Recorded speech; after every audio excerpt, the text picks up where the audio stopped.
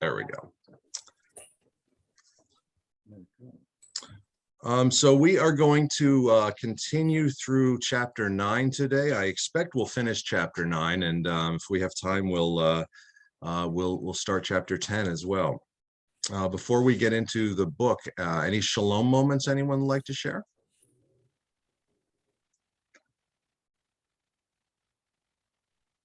I'm not sure this qualifies as a shalom moment, but yesterday after the service at 1 o'clock, I took some stuff over to the parsonage to give to Heather, and on my way back, there was this group of low-flying turkey vultures right over the church. Oh, good. And it just struck me that that's a nice liturgical action for Ash Wednesday, the day we talk about our mortality, to have these vultures that clean up the dead stuff. This made a lot of sense to me.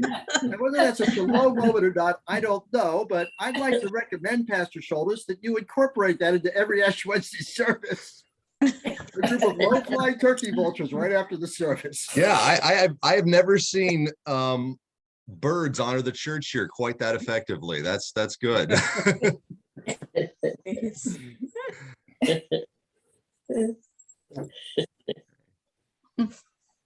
Thank you. Anything else?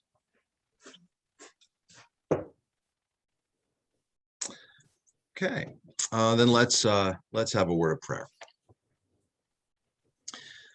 God, as we enter the season of Lent, the season which started yesterday with ashes and with vultures and with repentance and forgiveness, we thank you for being with us in a world that continues to have suffering, continues to have struggle. As we read about a time when your people underwent a great deal of struggle and tribulation as well, we pray that you would open our hearts and our minds to hear the message for us today, that we might feel your presence and share it with others. Pray all this through Christ. Amen. Okay, so the order of people on my screen is Brenda, Kathy, Mary, Karen, Joe, and Kim. And Kim is muted and has her video off, so I'm not sure if she's going to be reading or not, but I can read. I'm sorry. I just have a deadline for something, and so I'm listening, but choosing not to have my video that on. is fine. You can absolutely do that, but I just wanted to double check if you wanted to be a reader. Okay. So we're going to start on page 37 in the book. Just as a reminder of what we've seen so far in this chapter. This chapter has been about the way the Israelites acted when they returned from exile. And we've seen that the leaders of Israel were not following God's will in a lot of ways, but a small remnant of the faithful used this opportunity to tell stories about the way Israel was called to act. Stories like the story of Ruth and Moab, the story of Jonah, the story of Daniel. Then we read about how the Maccabees were able to overthrow the Greek occupation, and then how the Romans came and took over, and how life continued to be miserable for the common people. When the leading families of Judaism, who were known as the Sadducees, pretty much joined forces with the Romans and kept the people down. And it's a remarkable parallel to things we're seeing happening right now in the world, unfortunately. So today we're going to see how some of the faithful tried to find ways to survive, both physically and spiritually. And then if we have time, we'll start chapter 10, where we'll see what God's response is to all this. So let's read. Chapter 37 is set up a little differently. We're going to start by reading the first column. So Brenda, if you can read the first column on 37. Pressured and afraid, the partner people judged faithfulness and loyalty by how perfectly one kept the rules concerning washing, eating, tithing, Sabbath keeping, temple rituals, cleanliness, avoiding what is unclean. Unfortunately, the concern for purity, which was meant to unite everyone, ended up dividing people. All were classified into one of two groups. Number one, clean people, And number 2, unclean people. When the clean people despise the unclean people, and the unclean people despise themselves. So in a minute, we'll take a look at specifics of how society was structured, but this is a case of something that's called unintended consequences, that when you try to do something with good intentions, sometimes something that you didn't expect happens, which makes things worse. Can you think of an example when that's happened in your life, or in or in our life as a country or a community, a time when you tried to accomplish something, but something entirely different happened?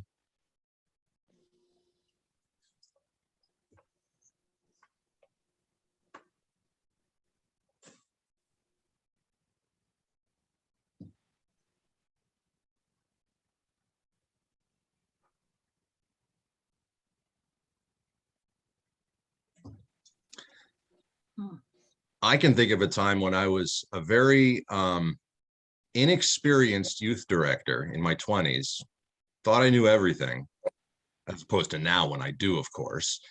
I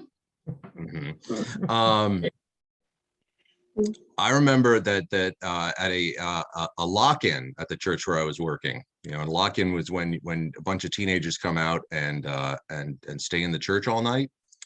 And it's a really terribly named event because we don't really lock them in. That would be like illegal. But anyway, there were a couple kids who were troublemakers, and I knew they were troublemakers, and they knew they were troublemakers. And when they got there that night, I took them aside and said, "Listen, I don't want any crap from you two tonight." And by taking the time to tell them that, guess how they responded? It was boy, I thought I was being smart. I thought like if I tell them ahead of time that I expect them to act well. And no, it was the worst lock-in of my life. And I kind of in some ways I brought that on myself. So I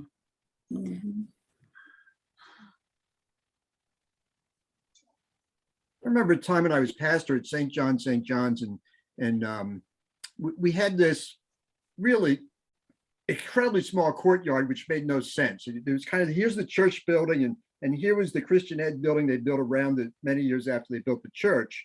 And they put all these glass panels, all this glass along this little courtyard. It was so small you couldn't even use it. But anyhow, the result of that was that when oil prices went up 30 years later, all this heat was escaping out of the windows. And so we kind of double paned the windows, and council did some things to eliminate some of that excessive cost. But I remember saying to council members at that time, I wonder what we're doing today that we think is the right thing that's going to cause a council grief 30 or 40 years from now. Because I just think, yeah, you try to do what's right. And back in the 50s, when they built that building, yeah, oil was cheap. There was no concern about the heat escaping through the windows. Let's make it a very airy looking hallway. Well, in the long run, that was not the best decision. And I suspect that a lot of decisions we make today will fall in that same category. We just don't know it yet. Yeah. Okay. So the unintended consequence here of these guidelines was that instead of everybody following these same rules, they ended up being dividing lines between clean people and unclean people. Where do you think we might see a line like that in our society today? Who are the clean people and who are the unclean people? Where do you see that line being drawn today, at least among some people? Just to follow up on the Ukraine issue, there's been some commentary about some of the news people seem to be whitewashing for giving more positive view of the Ukrainian refugees than they would the darker Afghanistan area, that Middle Eastern group too, because they're darker and they're not like us. but the Ukrainians are blonde, a lot of blonde, white people. And there's a division in the way of looking at refugees, according to some of the reporting that has been done. So it's very interesting to me that people are slipping out of their time. They don't realize they're doing it, and then they just correct themselves. Yeah, certainly there's a history of clean and unclean people being, related to the color of your skin. Absolutely. Mhm. Where else do you see that? How about with the mask right now? It's the people that wear a mask and the ones that don't, and it kind of divided our country. Mhm.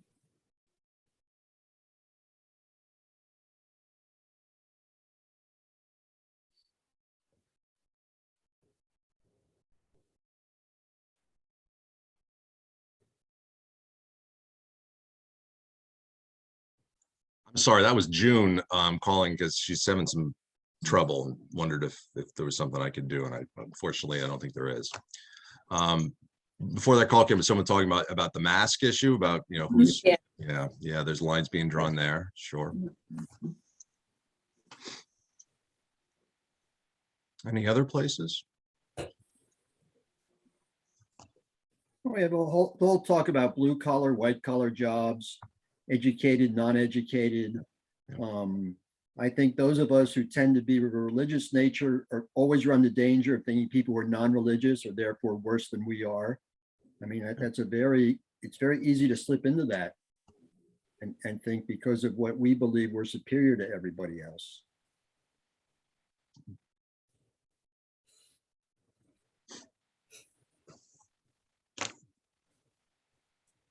Yes, that's why, when we've had the Bible studies in the past and discussed the unchurched, it sort of rubs me the wrong way somehow, because a lot of people I know are unchurched, and it's almost like those people are just not as good as we are, because we attend church and they're unchurched. So, I don't know. Some of these lines are like that. They're not firm lines, that discriminate in society, but they're lines that exist kind of in our actions and in our behaviors. Yeah. Every now and then I see something, someone say that, real Americans feel such and such a way, or real Americans act such and such a way, which is usually, it's a political thing, saying that, Americans who have my political persuasion are the real Americans. And I think there's that's a way of saying that we're the clean people and you're the unclean people. It's easy to do that.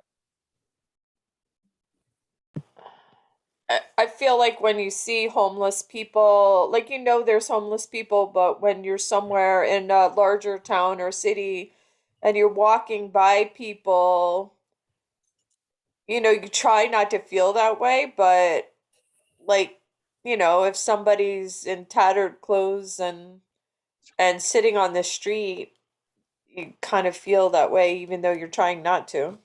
Yeah. Yeah, we all do it. We all do it. We can fight that urge. We can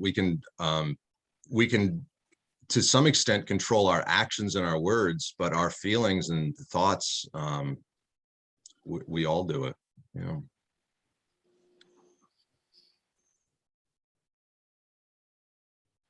So let's look at how society ended up being organized under these rules. So Kathy, can you read maybe the first part there up to the break, and then Karen can read from the rest down.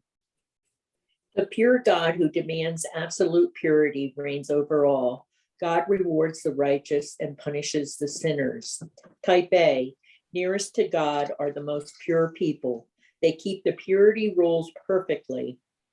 And they believe God will reward their obedience by sending the Messiah. And under it's the Essenes and the Pharisees. Type B, Also close to God are the ordinary people who faithfully keep the purity rules. Their obedience also encourages the Messiah to come. I think I read next. Oh, you right? read next. I'm sorry. Okay. My screen Far from- shifted around. Go ahead. Far from God are the people who cannot or will not keep all the purity laws and ritual laws. This group includes people like shepherds and tanners whose work prevents them from keeping all the laws, and poor people who do not pay the tithe, the temple tax. Utterly separated from God are the scum, the tax collectors and sinners, tax farmers, prostitutes, thieves, extortioners. They are on the level of Samaritans and Gentiles. Notes, type A and B people show they despise type C and D people by refusing to share meals with them. 2, many A and B people believe the Messiah will come more quickly if C and D people shape up. Mm. So who has power in this system?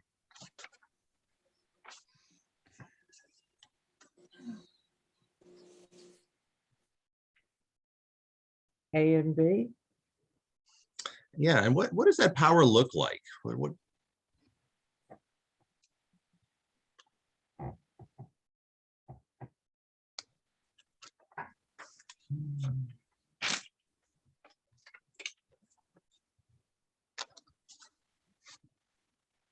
They probably good- think they're better than C and D.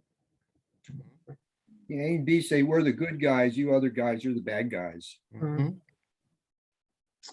One thing that's really striking to me in the description of C is that some of the people in that type are people who, because of their jobs, aren't able to keep some of the laws. It would be like if we said, if you don't come to church, you're not a good person. And there are people who have to work Sundays, and in some cases there are people that we're really glad they're working Sundays, like police officers and nurses, and well, they can't come to work to church Sundays, and does that make them a bad person? Well, according to this structure, it would, which to me says that the type A and B people have some level of privilege, that they, because of their place in life, because they have a particular role or a particular amount of money or something, they're able to do things that type C aren't.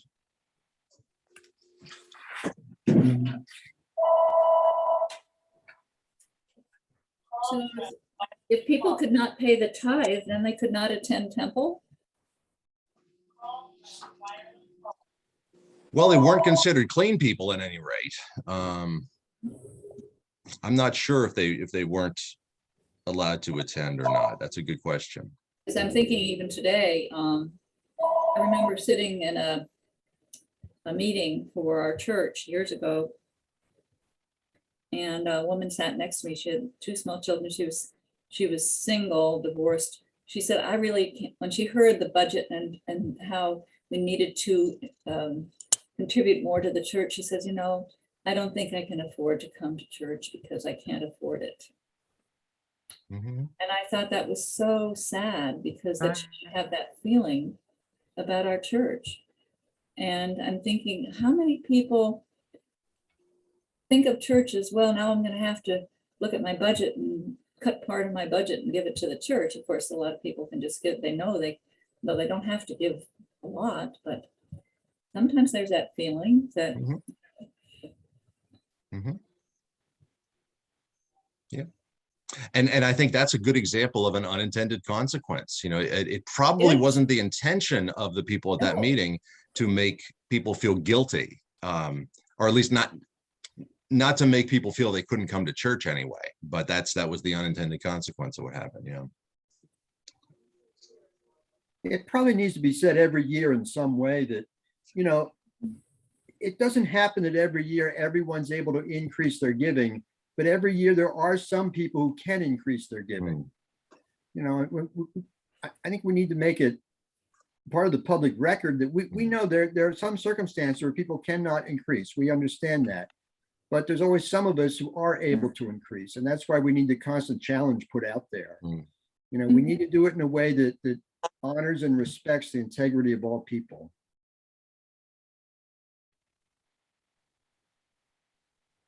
I remember reading about a church in Detroit.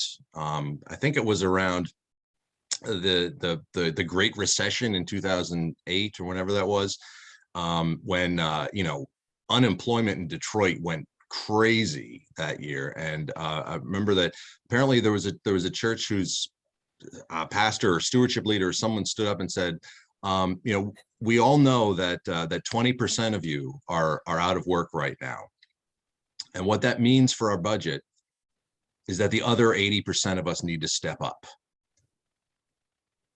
You know, I thought that was a really interesting way to look at it, that it's not, it doesn't mean that, you know, we have to, you know, close down what we're doing. It means that those of us who are in a position, you know, need to step it up. So. And one of the things that you see here that this is all about is the word purity. That word, you know, shows up a lot through here. Is pure a word that you would ascribe to God? Why or why not? Is God pure?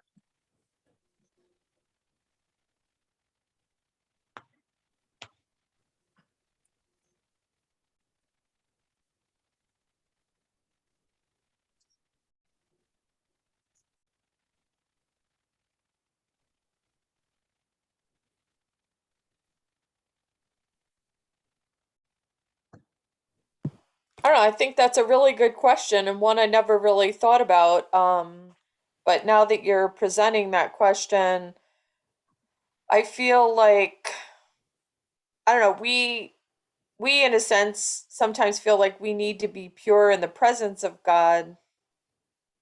But I don't really think of God as being pure. I think of God as being holy.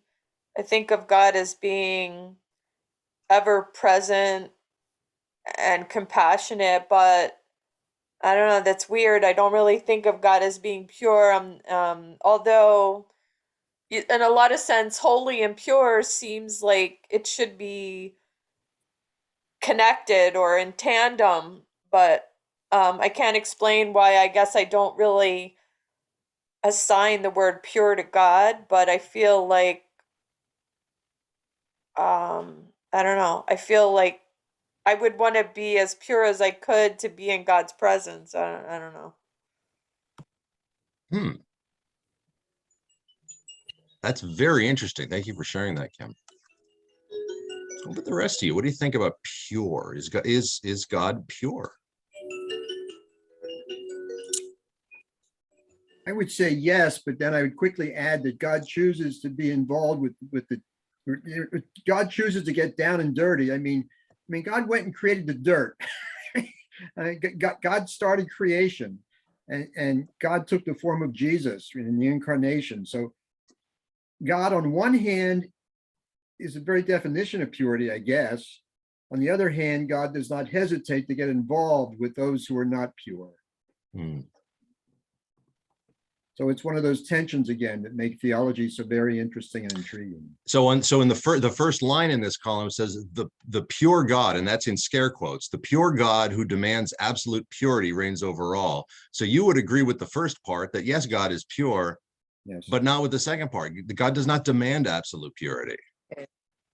Is that the way you'd say that? I'm not sure. Okay. I kind of think God wants us to be pure. He recognizes we're human and mortal and sinful. It's probably a lot of more both ands here. But to think about this some more. One thing I think about in terms of this is, you know, words have denotations and connotations that you know, the word, what purity means is, you know, free of flaws and you know, holy and whatnot, but it carries with it connotations. And at least for me, there's a connotation of judgment in purity. There's a connotation, and the way you described it, Kim, I thought was really got to that that we should be trying to be pure before God. We should be doing this, but I wouldn't assign that to God, you said. And to me, that's what purity does mean to me, is there's a judgment there, are you or are you not pure? Because if not, it's bad news.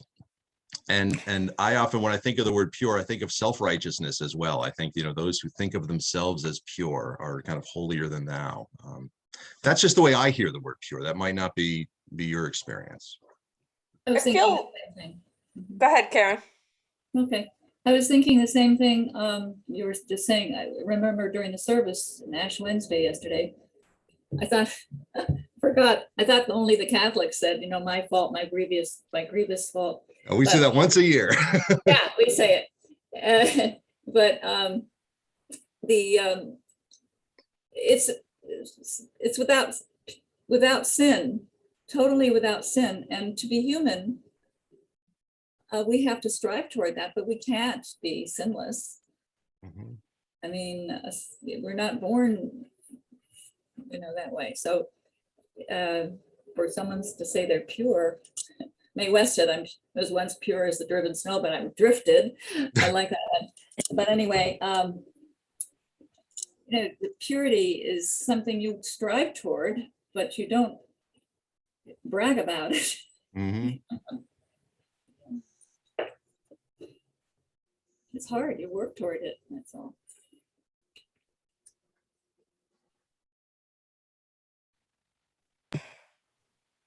Yeah, I feel like pure in the sense of objects, or like cleaning things, or having like um more than like applies to people. I feel like I agree with what Joe said, that I don't think God demands that we're pure, but I think God would like us to strive to be the best that we can be. And I feel like pure, in a sense, relates to intent. Like, you're intending to try to be the best that you can be. It doesn't mean you're achieving it. And I don't think God like rejects us if we're at least trying. I don't know. Maybe I'm just superimposing too much on God, but I don't feel like I have to be pure for God to love me, but I feel like I at least have to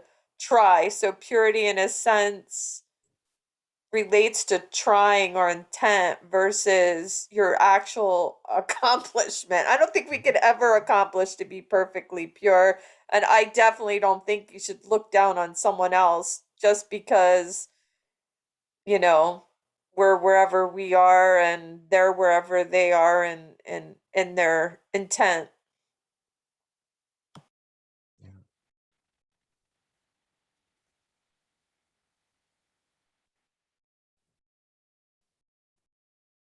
Yeah, it's hard. And I think this is also, we're reading about this as a way that that the Jewish people kind of missed the boat at this point in their history.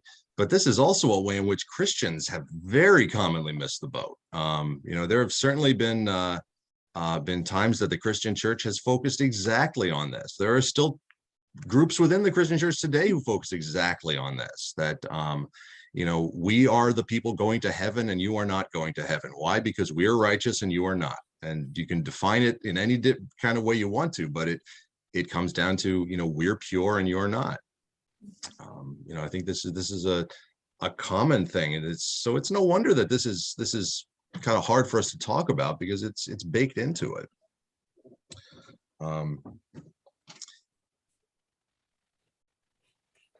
So in this structure, though, who's closest to God? If we take this structure at face value, who are the people closest to God here?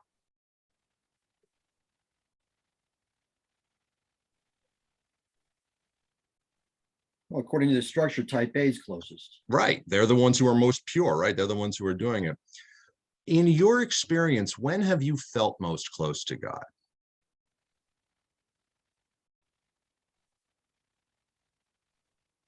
Is it times when you were the purest you've ever been, or is it something else? When do you feel close to God?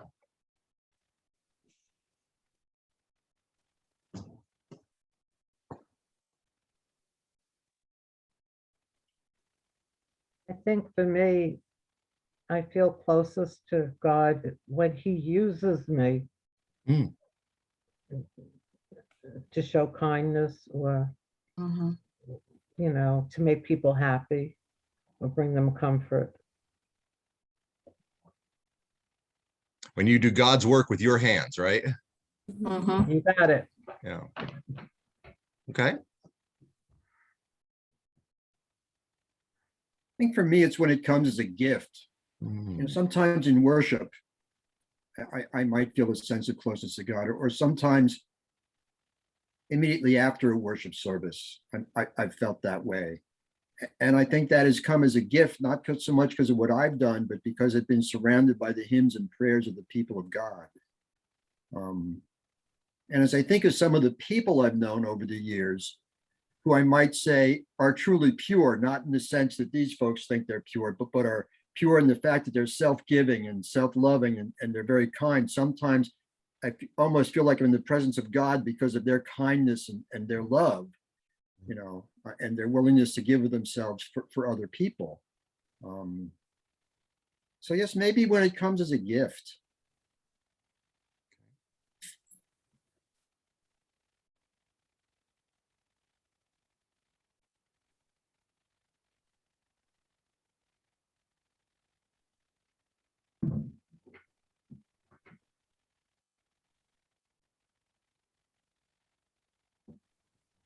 I can recall times leading worship when I listened to individuals praying the Lord's Prayer during the service, and somehow that would strike me as something very special, listening to other people pray. I'm not quite sure what that was all about, but it was something moving about that and powerful. I've mentioned before that I feel very close to God when I'm sitting or walking by myself in nature and notice the bird calling and the movement of a squirrel or the tree and the wind. And it's just a calm, peaceful feeling. I feel that God is with all of us in nature, and there's no pressure of time or things to do. You're just there. You're not thinking about a schedule or someone telling you what to do. So I think it's a freedom that you have when you're walking by yourself in nature. At least I do. Mhm.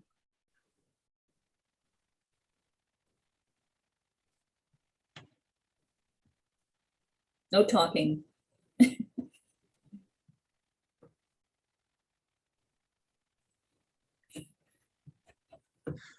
When have you felt far from God? What kind of things lead you to, or what kind of experiences have you had when you felt farthest from God? When I've hurt someone, if Mm. I've hurt someone, I feel that that's sort of separated me from being God, the way God would really, not, that's not God talking.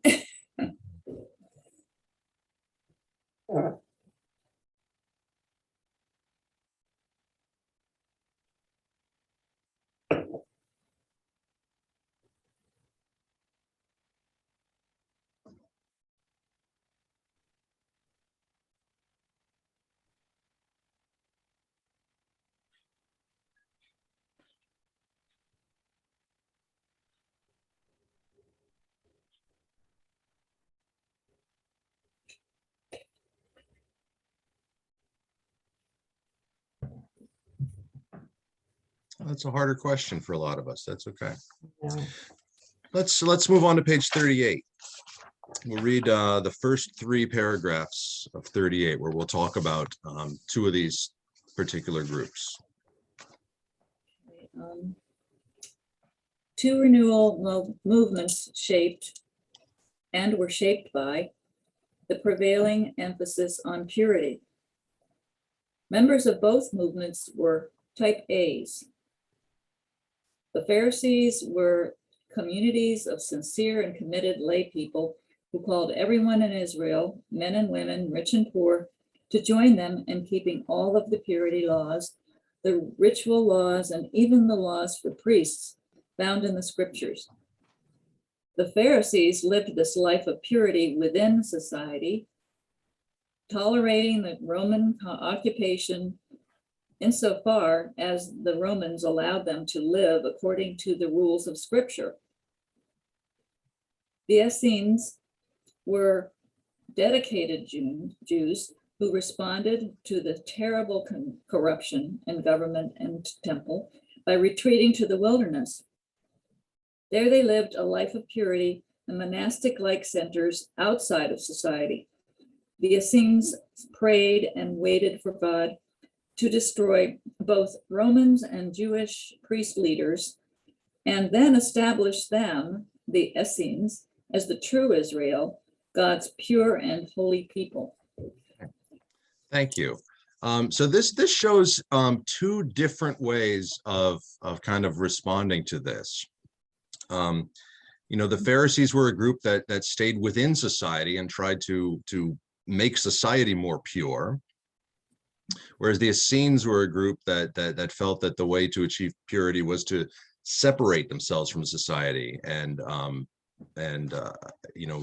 achieve purity for themselves and proclaim that society needed to change.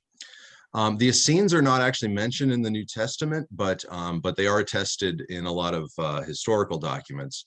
And some people have suggested that John the Baptist may have been part of this community, or at least had spent some time with it, because he has some commonalities with them.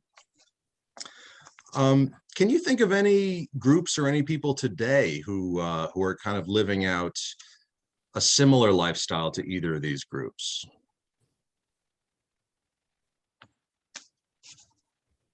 Well, there are very few monasteries, I think, that are totally separate from the world today. But I mean, I've looked into some of them, but there was one that I ran across in Spain, and it was the Carmelite women, nuns, I think. They had a monastery, I don't know if they call it that, in the middle of the end of our walk in Spain, in the city of Santiago, and we were told that they absolutely do not leave it. They pray. That is their mission. They don't do anything but pray. That's all they do. They stay there. They don't go out. And I don't think they give anything out or share anything but prayer. And that's their mission. So I thought that was interesting, because I hadn't heard of any that really, usually they'll make a fruit cake or do something to send it out to the world, or they'll go and work. Some of the people in monasteries will go out and work, but that was the first time I ever heard of that. So I guess there are some people who are cloistered who do that. Sure. Yeah, the place I went on retreat last week is a monastery in New York, and the brothers who live there view their mission as hospitality. Their whole mission is to provide retreats for people like me. So I think a lot of monasteries, there is an outward focus, but it sounds like there are some, like you mentioned, that may not have. Yeah.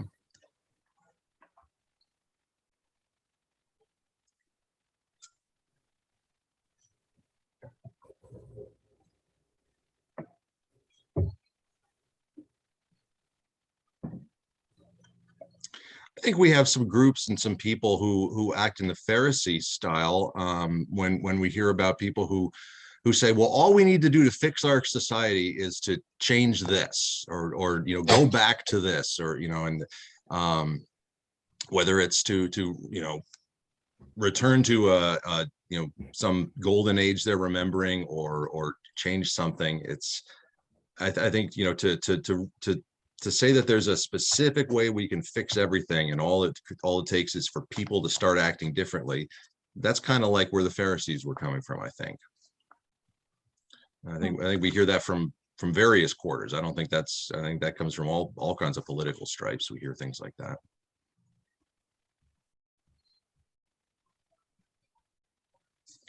In some respects, the Pharisees get a bum rap, because in the New Testament, I think probably what we see are the worst of the Pharisaical movement. And I think a lot of the Pharisees were probably just people striving very hard to live according to God's ways, and they may not have been so hard-nosed about things as some of the Pharisees we see pictured in the New Testament. And I can't help but think that any of us who are striving to live according to what God teaches us, that there's something that's being a Pharisee about that. You know, the root practice of the Pharisees was trying to live according to God's law. Now, some took that to an extreme and made everything very specific. I mean, you had to follow exact rules all the time.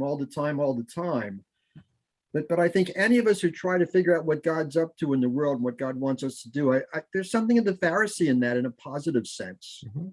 Mm-hmm. And I know a lot of modern scholarship has said that we give the Pharisees a bum rap because there were a lot of them who were good guys, but they're not the ones that are mentioned. You know how these things happen. You know, we set up straw men, and I think that's what the gospel writers did. They said, here are these part of the Pharisee movement, which was opposed to Jesus, and we're not really great guys. But then we forget the other side of the picture. I've also read some scholarship that has suggested that that Jesus had a whole lot in common with the Pharisees, and that one of the reasons why we see so many arguments between him and the Pharisees is because they were the ones who, in broad strokes, were on the same page, but they were arguing about details. Where we don't see Jesus arguing with the Sadducees or the Essenes because they were not in line with what Jesus was trying to do, but the Pharisees were close, and Jesus, argued with them about the details. And sometimes you fight the most with the people you're closest to. Mm-hmm. Look at churches. Yeah. Some of the look at marriages. Marriages, sure. Mhm. Sure. Yeah. And the original readers of the Gospels may have known that very well, but now with 2,000 years and how many thousand miles of distance, we only know Pharisees as this negative caricature. Yeah. So which of these ways would best fit your personality, do you think? Would you be someone who, or are you someone who tries to make a change in society from within, or tries to, or pulls yourself back and tries to kind of be separate from society? Which kind of fits more, feels more aligned with who you are?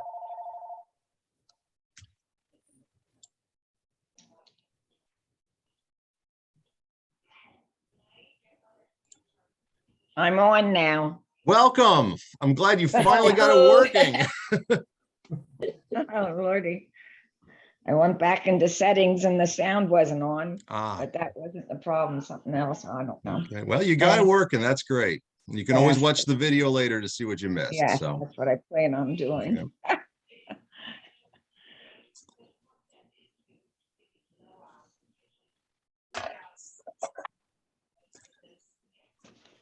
I think for me, I think I would feel more aligned with the Essenes. I think I would be someone who would pull back and try to kind of separate myself out from society and just take a stand separately. That's just kind of, I think, fits who I am.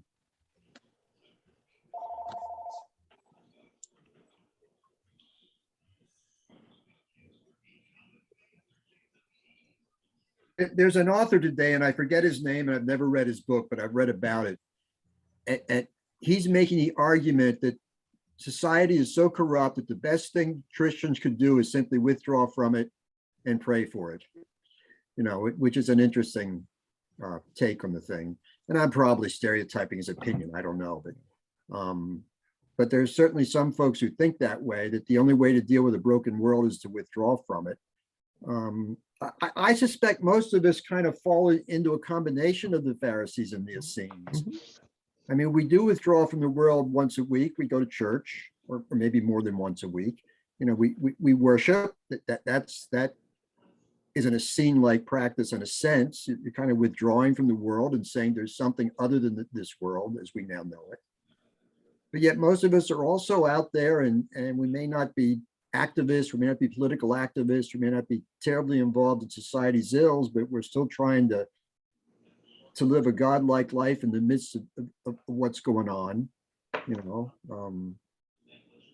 So I guess for me, I think it's going to come down to some combination of both. I'm not sure the percentages of those combinations, but I think it's both and a little bit of both.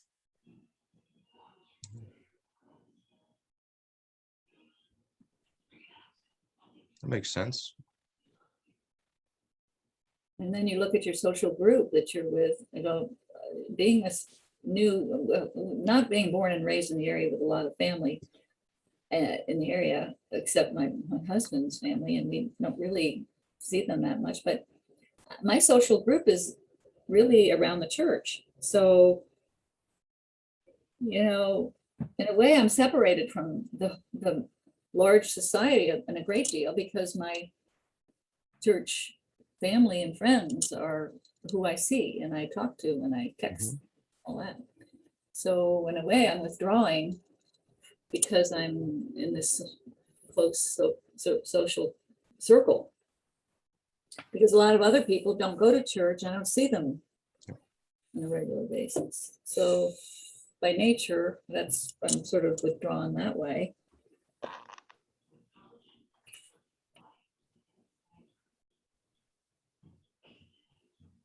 Until I see my family in another state, another place.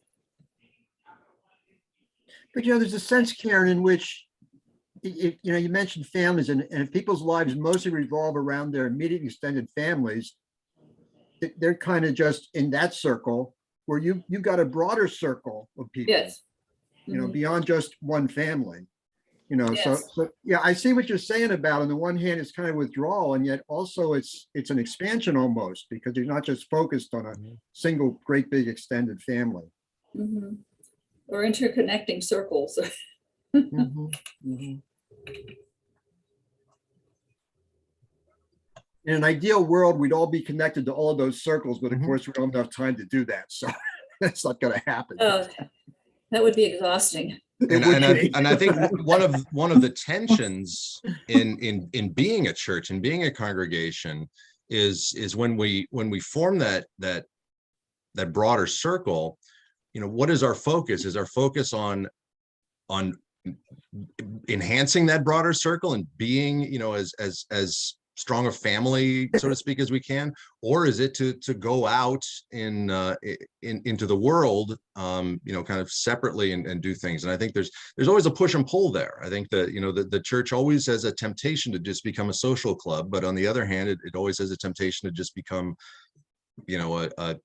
a social activist, group, and it's hard to find the tension there. So even the church is kind of caught between these two extremes too, I think. Mhm.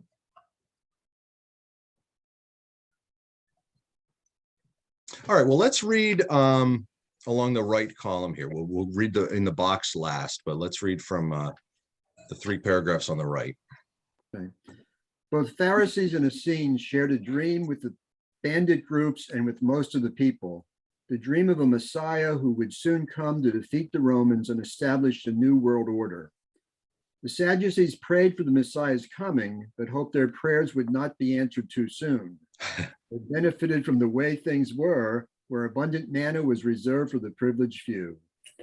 Pharisees, Essenes, and bandit groups all thought that by their righteousness and zeal, they could force God to reward them by sending the Messiah quickly. Another group realized they had no power, no control over the future. Their only hope was to cry out to God in their helplessness, as the slaves had cried out in Egypt. Let us meet these dear folks, the helpless poor. And that's what's going to happen in chapter 10. We're going to start meeting those people. But before we get there, how would you describe what all these groups had in common? What did they all, what did they share?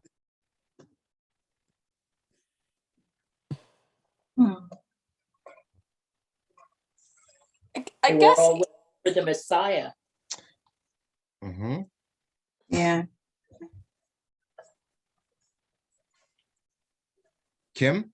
And I guess each group, felt that the way they were going about stuff was like the right way. Like they were you know, they were motivated and they were trying and they were like, but then across the groups, like the groups didn't agree with what the right way to do stuff was, but each group felt that they were doing things the way they thought they ought to be done. It's just that when you know they're not agreeing, and so that causes one group then to look down on another group. And one thing that strikes me about the way this is described here is that these groups, about what you said, Kim, I agree with completely. But it seems to me that these groups felt like what they're doing is not going to solve the problem. What they're doing is going to summon someone who was going to solve the problem. Like they were all thinking that this problem we're in is not something that we can fix. So we got to get the Messiah here to do it. And they all disagreed on how to get the Messiah there. So what were they looking for? You know, how would you describe, you know, without using the jargon word Messiah, how would you describe what they were doing, what they were looking for? Peace and order. Okay.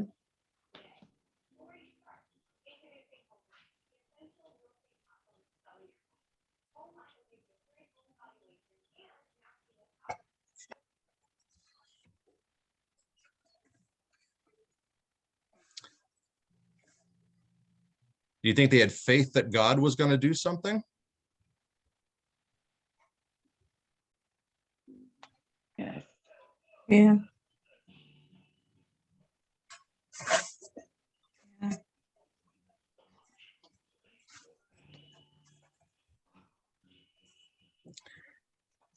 Have you noticed who hasn't shown up much in this chapter?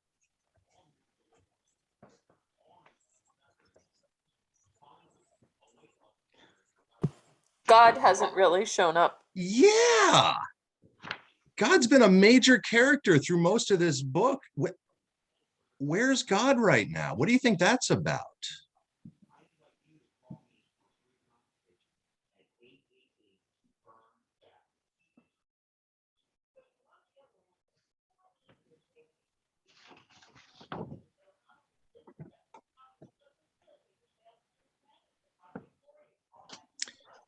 Thinking about the way God has been presented in this book, I should say the way Yahweh has been presented in this book, because that's the way he describes him.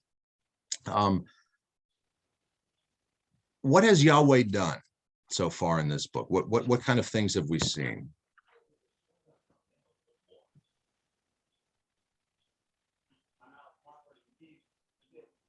He's rescued people when they Rescued ask for people? help. Multiple times Yahweh rescued the people.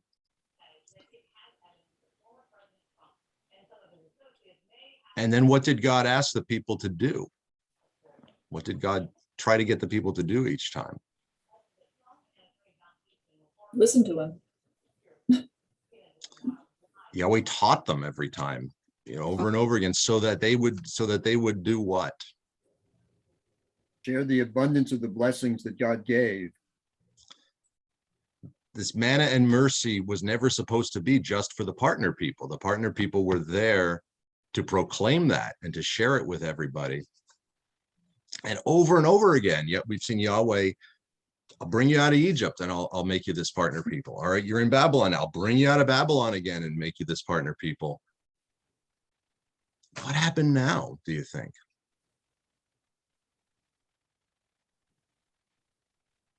Is it grief? Has God kind of thrown up his hands and said, there's nothing I can do here? Do you think God is preparing to do something else? What do you think? Or did the people just not hear it? And so that's why it's not recorded. You know, what are your thoughts?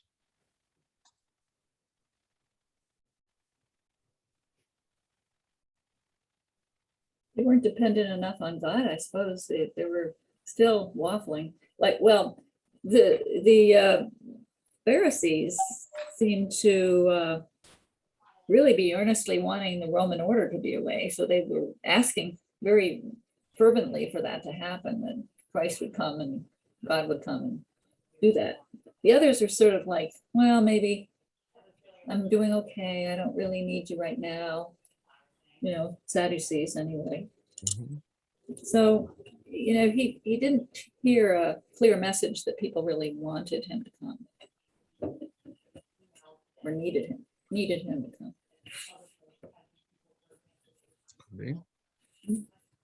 I'm reading God's mind, you see. Yeah, well, that's what I asked you to do. You know, I think that's and you know, we obviously we're just speculating here, Okay. but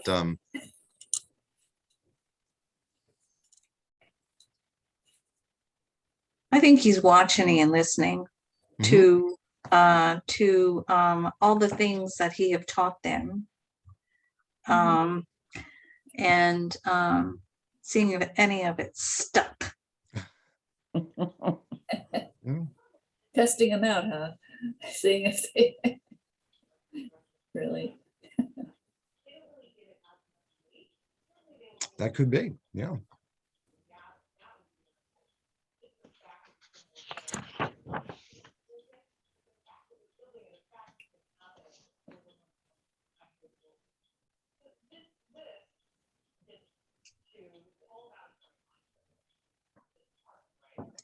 I think from a Christian standpoint, looking at it, you know, from where we stand, I think it's very easy to interpret this as, well, God was kind of preparing the way for you know, for Jesus to come, which is exactly what we're going to see in chapter 10. But it certainly, you know, that's not how people would have felt at the time. You know, even if they were looking for the Messiah, they didn't know what we know.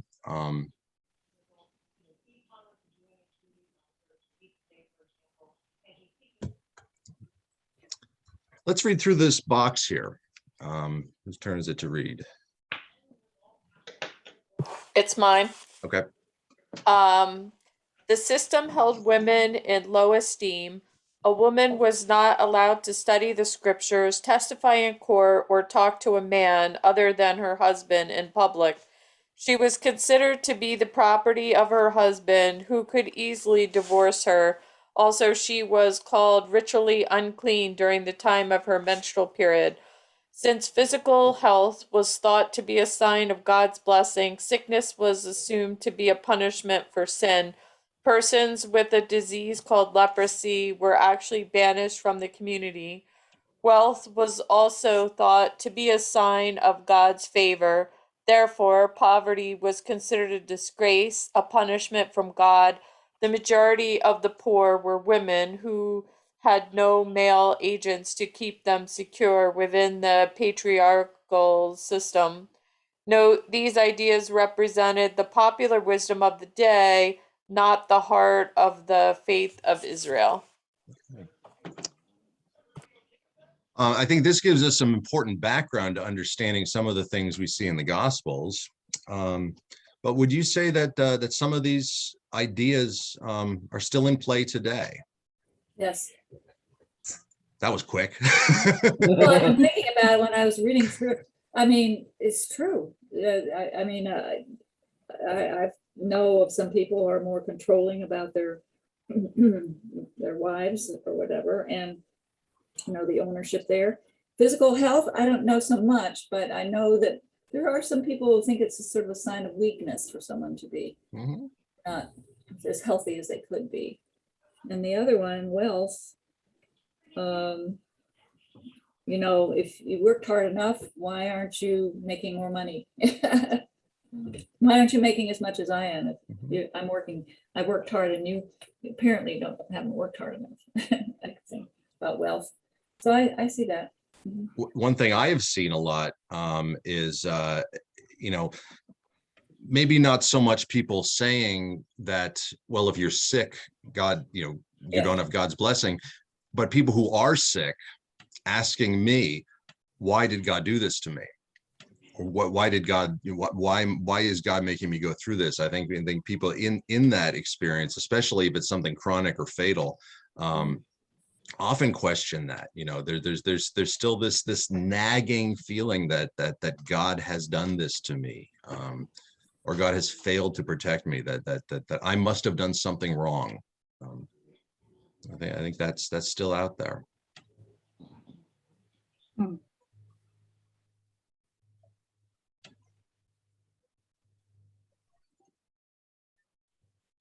So we're not all that different from people of those days, and especially when the chips are down. I think that it's important to remember that the chips were constantly down for these people. They were, being a vassal state of the Roman Empire was not a fun existence, and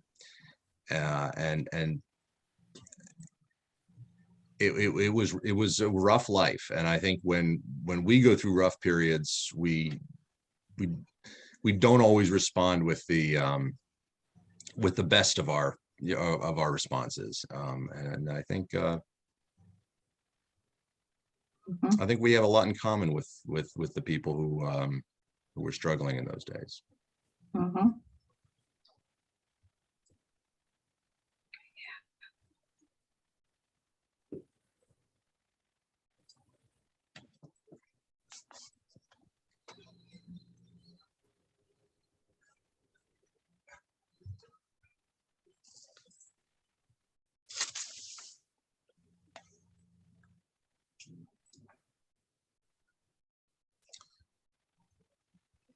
So I think that's probably a good place for us to wrap up for today. The good news is that this long and dark chapter is over now. And we're gonna get into some really exciting and hopeful stuff next time. We're going to see that God had a surprise in store, and of course we know what that surprise is, but we'll see how that played out. Any last thoughts or questions or reflections before we close?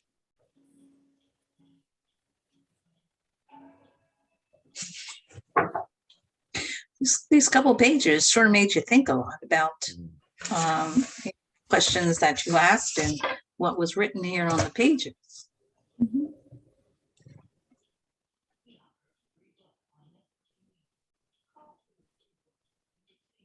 Is that a good thing, do you think? Yes. Okay. Because some of this stuff I would have never thought about.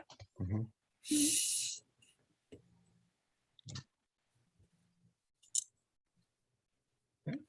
Anything else? All right, then have a wonderful day, and we'll see you soon. Thank you very much. Hey. Bye, everybody. Bye-bye. Have a great birthday. Bye. Yes, wonderful birthday, Joe. Yes. Thank you. Enjoy your day. Yeah. Happy birthday. Happy birthday, Joe.